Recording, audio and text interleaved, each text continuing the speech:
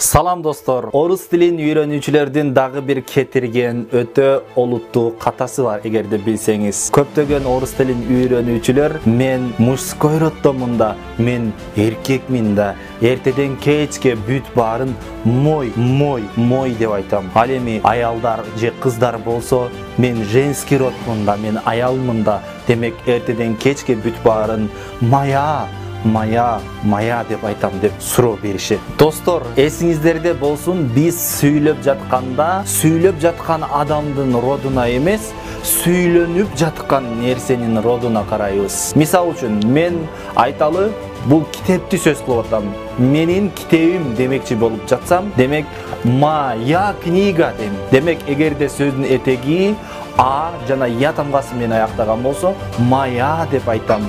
Ал эми ушул эле китепти кыз дагы моя деп айта берет. Ал эми блокнот болсо, этеги а эмес, я эмес, демек биз муну мой деп айтабыз. Мен эмне дейм? Мой блокнот деп айтам. Ал эми ушул эле блокнот башка бир кызга тиешелүү болуп калышы мүмкүн. Демек ал кыз эмне дейт? Мой блокнот деп айта берет. Өзүбүздүн родубузга эмес, муну сүйлөнүп жаткан нерсенин родуна карап айтабыз. Мисал үчүн, яблоко деген сөздү алалы.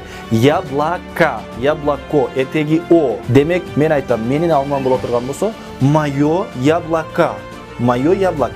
Эми ошол алманы эле башка дагы бир кыз эмне деп айтат? Моё яблоко деп айта берет. Ал алма себеби кызга таандык болушу мүмкүн. Биз өзүбүз жөнүндө сүйлөгөн жокпуз, алманы сөз кылып жатабыз.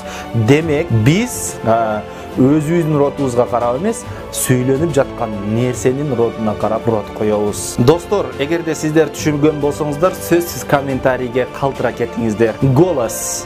Голос деген үн. Менин үнүм деп айтыш үчүн кантип айтабыз? Комментарийге калтырыңыз.